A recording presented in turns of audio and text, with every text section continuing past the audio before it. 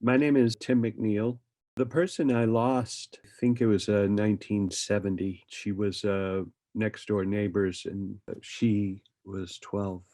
Her older sister was my age. We used to play basketball together on the driveway. And I think the thing that was traumatic for me was that I witnessed the discovery. My friend next door found her and I saw her crying in front of me and I didn't know what to do. Even at my age of 15, I thought I don't know if I use this word unhealthy in how it was dealt with, but I knew there was something wrong because nobody was talking about it. Nobody. And if they did talk about it, they talked about it in gossipy terms and what was wrong in the family, and it was the demonizing of the family. But for the most part, people even stayed away from that. It was so dangerous, I suppose, to my parents and all the people in the neighborhood. They were scared of it. There was no sense of we need to help these people get through it or really trying to understand the truth of what happened. There was only this mystery that pervaded the neighborhood.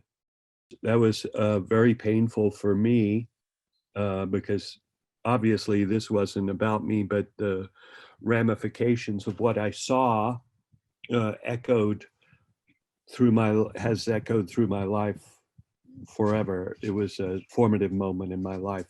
I felt like it was the beginning of my questioning what it meant to be alive and to be human.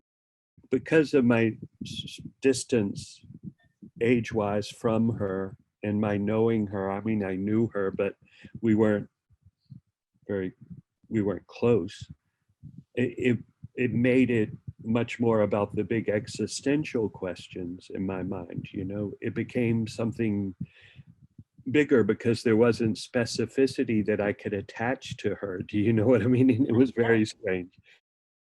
As I've grown older, I began to realize that it was the beginning of my life as a writer, even though I didn't start writing right after. So it was 28 years later, I began to write about it. The questions that lived inside of me for so long were really becoming, I think, something that had to be dealt with, and I dealt with it through a play.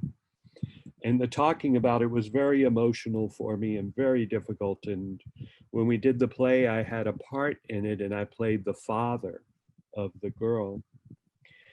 And and every night I couldn't help myself, I would listen to the play and I recognized that what I was really trying to do was trying to understand something or to solve a mystery that was unsolvable.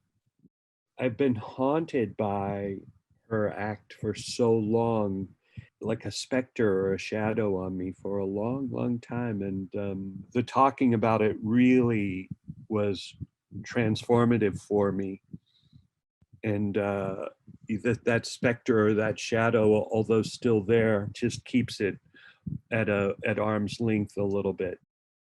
And talking about that story really helped me to process and to get past it in a way and to put it in a proper place.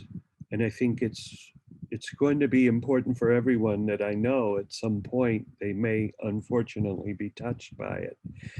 And it's about what you do with the information, and for that to happen, there must be the free flow of dialogue and honest confrontation with the act.